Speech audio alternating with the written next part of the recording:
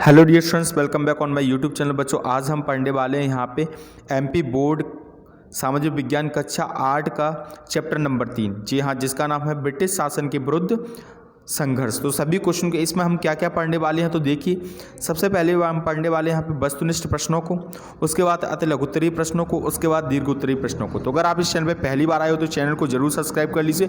अगर आपको ये वीडियो पसंद आए तो वीडियो को लाइक जरूर कर देना। तो चलिए सबसे पहले हम बात करते हैं यहाँ पे वस्तुनिष्ठ प्रश्नों की। तो सबसे पहला क्वेश्चन है यहाँ पे, देखिए, कौन सा विद्रोह आदिवासी विद्रोह नहीं था। आपको बताना है जो कौन सा विद्रोह था इनमें से जो आदिवासी विद्रोह नहीं था, यानी आदिवासियों ने नहीं किया था। तो यहाँ पे आपको 4 ऑप्शन है। पहला है बेल्लौर, दूसरा है भील विद्रोह, तीसरा है संताल विद्रोह और चौथा है मुंडा विद्रोह। तो आपको आंसर इसका है बेल्लौर विद्रोह। तो इसका जो आंसर है बेल्लौर विद्रोह जो है वो आदिवासी विद्रोह नहीं था। तो ये इसका आंसर है जो मैंने अंडरलाइन कर दिया। तो आप इसको नोट कर लीजिए। अब बात करते हैं यहाँ पे सेकेंड क्वेश्चन की। तो अगला क्वेश्चन है यहाँ पे, सन 1857 के स्वतंत्रता संग्राम में निम्न में से किसने भाग नहीं लिया था। आपको बताना है 1857 का जो स्वतंत्रता संग्राम हुआ था उसमें किसने भाग नहीं लिया था। तो 4 ऑप्शन है आपके पास। पहला है रानी लक्ष्मीबाई, दूसरा है तात्या टोपे, तीसरा है बहादुर शाह जफर और चौथा है दिलीप सिंह। तो इसका जो राइट आंसर है वो है दिलीप सिंह, यानी दिलीप सिंह ने इस आंदोलन में भाग नहीं लिया था। बात करते हैं यहाँ पे थर्ड क्वेश्चन की। थर्ड क्वेश्चन है यहाँ पे, अंग्रेजों की किस नीति के कारण भीलों ने विद्रोह किया था। बताइए, अंग्रेजों की किस नीति के कारण भीलों ने विद्रोह किया था। तो इसका जो इसके 4 ऑप्शन आपको दिए हुए हैं। पहला यहाँ पे उद्योग नीति, कृषि नीति, धार्मिक नीति और राज्य में हस्तक्षेप। तो इसका जो राइट आंसर है वो है कृषि नीति। ठीक है बच्चों, तो इसको आप नोट कर लीजिए इसके आंसर को। चलिए बात करते हैं यहाँ पे अब हम अति लघुत्तरीय प्रश्नों की। इसके बाद मैं आपको बताना चाहूँगा, अगर आप चैप्टर 1 और 2 के क्वेश्चन आंसर चाहते हो तो इसके वीडियो को मैंने डिस्क्रिप्शन में दे दिया है, और नहीं तो आप यहाँ इसकी प्लेलिस्ट में भी जाके भी यहाँ पे सोशल क्लास 8 लिखा होगा उसको आप देख सकते हो। तो चलिए यहाँ पे सेकंड है, यहाँ पे फर्स्ट क्वेश्चन है यहाँ पे, सन्यासी विद्रोह का उल्लेख किस पुस्तक में मिलता है। बताइए, सन्यासी विद्रोह का उल्लेख किस पुस्तक में मिलता है। तो सन्यासी विद्रोह का उल्लेख बंकिम चंद्र की पुस्तक आनंद मठ में मिलता है। आपको आंसर यहाँ पे है आनंद मठ जो पुस्तक है उसमें सन्यासी विद्रोह के बारे में बताया गया है। अब बात करते हैं अगले क्वेश्चन की। अगला क्वेश्चन है यहाँ पे, संथाल विद्रोह का नेतृत्व किसने किया था। तो बच्चों इसका आंसर है संथाल का नेतृत्व सीदो और कानू ने किया था। जो संथाल नेता थे, एक का नाम सीदो था और एक का नाम क्या था, कानू। इन्होंने इस आंदोलन का नेतृत्व किया था। अब बात करते हैं नेक्स्ट क्वेश्चन की। अगला क्वेश्चन है, वहाबी आंदोलन के प्रवर्तक कौन थे। तो आंसर है इसका क्या, सैयद अहमद। आपको याद रखना है, सैयद अहमद वहाबी आंदोलन के प्रवर्तक थे। तो रायबरेली के सैयद अहमद वहाबी आंदोलन के प्रवर्तक थे। तो मुझे आशा है कि आपने ये क्वेश्चन नोट कर लिए होंगे। अब बात करते हैं यहाँ पे नेक्स्ट क्वेश्चन की। तो अगला क्वेश्चन है, कोल विद्रोह कब और कहाँ हुआ था। बहुत अच्छा क्वेश्चन है। बताइए, कोल विद्रोह कब और कहाँ हुआ था। तो इसका आंसर है कोल विद्रोह 1831 के आसपास सिंहभूमि, रांची, पलामू, हजारीबाग और मानभूमि।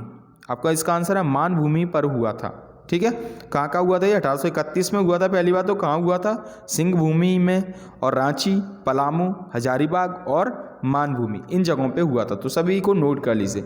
अब क्वेश्चन नंबर अगला है, भारत के उन क्षेत्रों के नाम बताइए जहां 1857 का आंदोलन अधिक व्यापक था। यानी जो 1857 की जो क्रांति हुई थी वो सबसे ज़्यादा कहाँ पे हुई थी। तो उसके जो व्यापक क्षेत्र हैं वो है ग्वालियर, झांसी, कानपुर, बुंदेलखंड, आगरा, मेरठ, बिहार, दिल्ली। ये सब जगहों पे क्या है, ये आंदोलन बहुत ज़्यादा सक्रिय था। इसके बाद अगला क्वेश्चन है, 1857 की क्रांति के असफलता के कारण बताइए। 1857 की क्रांति जो थी, यानी जो आंदोलन था 1857 का, वो असफल क्यों हो गया। तो उसके कुछ रीज़न है, वो मैं आपको यहाँ पे पॉइंट में आपको बताने वाला हूँ। सभी को नोट करते जाइए। पहला पॉइंट है यहाँ पे, आंदोलनकारियों में एकजुटता और तालमेल का अभाव। यानी जो जितने भी आंदोलनकारी थे उनमें एकजुटता का अभाव था और कोई भी कोऑर्डिनेशन नहीं थी, कोई तालमेल नहीं था।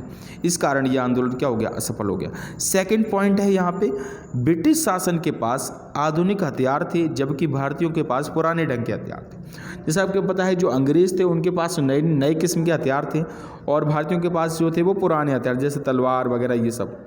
उसका तीसरा पॉइंट है आंदोलन का सीमित स्थानों पर होना, यानी जो आंदोलन था वो पूरे भारत में नहीं हुआ था, ये इसका जो स्थान था वो क्या था, बहुत सीमित था, बहुत ही कुछ राज्यों में कुछ जगहों पर ही हुआ था। उसके बाद है अगला पॉइंट, अहिंसावादी लोगों ने आंदोलन में भागीदारी नहीं ली, यानी जो अहिंसावादी लोग थे, जो लड़ाई नहीं चाहते थे, उन्होंने इस आंदोलन में भाग नहीं लिया। और पांचवा पॉइंट है कुछ लोगों के द्वारा शासन का साथ देना, यानी कुछ लोगों ने, कुछ भारतीय लोग थे जिन्होंने क्या है अंग्रेजों का साथ दिया, भारतीयों का साथ नहीं दिया, इस कारण ये आंदोलन क्या हो गया, असफल हो गया। आई होप आप लोग को समझ में आ गया होगा, सभी इन पॉइंट्स को नोट कर लीजिए। इसके बाद अगला पॉइंट है संथाल विद्रोह का वर्णन कीजिए। संथाल विद्रोह क्या था? तो देखो संथाल विद्रोह जो है वो आदिवासियों के द्वारा हुआ था, ठीक है। तो क्या है, आदिवासियों द्वारा कंपनी शासन के विरुद्ध किए गए विद्रोह में सबसे शक्तिशाली विद्रोह संथालों का था, यानी सबसे ज़्यादा आदिवासियों द्वारा कई विद्रोह किए गए, उनमें सबसे ज़्यादा जो शक्तिशाली विद्रोह था वो कौन सा था, संथाल विद्रोह था। संथालों ने भूमिकर अधिकारियों के द्वारा किए जा रहे गलत व्यवहार का विरोध किया। क्या है कि जो भूमिकर जो टैक्स लेने आते थे वो किसानों के साथ क्या है, बहुत ही गलत व्यवहार करते थे, कहीं ज़्यादा टैक्स ले लेते थे, जबकि जितना टैक्स नहीं लग रहा उससे ज़्यादा भी ले लेते थे। तो इस कारण क्या है, इन सब जो व्यवहार कर रहे थे वो अंग्रेज, तो इसके विरुद्ध उन्होंने क्या है आवाज़ उठाई संथालों ने। इस आंदोलन का नेतृत्व संथाल नेता सीधो और कानू ने किया। ये तो आपको पता ही है संथाल नेता कौन है, सीधो और कानू ने संथाल विद्रोह का यहाँ पे नेतृत्व किया। इसके बाद यहाँ पे क्या हुआ, इन्होंने अपने क्षेत्र में कंपनी के शासन के अंत की घोषणा कर दी, ठीक है। और बड़ी मुश्किल से 1856 में इस संघर्ष को क्या कर दिया गया, दबा दिया गया। अब बात करते हैं यहाँ पे नेक्स्ट क्वेश्चन की। अगला क्वेश्चन है सेना के भारतीय सिपाहियों में असंतोष फैलने के क्या कारण थे, यानी सेना में जो अंग्रेज सेना में उसमें भारतीय लोग शामिल हो गए थे, जो भारतीय सिपाही थे उनमें असंतोष क्यों फैल गया, उसका कारण क्या था? तो उसके कई कारण। नंबर एक क्या है, भारतीय सिपाहियों का वेतन अंग्रेज सैनिकों से कम था, यानी जो अंग्रेज सैनिकों का वेतन था वो बहुत ज़्यादा था और भारतीय सिपाहियों का वेतन था कैसा था, बहुत ही कम था। दूसरा पॉइंट क्या है, अंग्रेज सिपाही भारतीय सैनिकों को अपने आप से नीच समझते थे, यानी वो कहते थे जो भारतीय सिपाही हैं वो हमसे क्या है बहुत ही नीचे हैं, क्योंकि ये लोग तो अभी हमारे गुलाम हैं इसीलिए, ठीक है।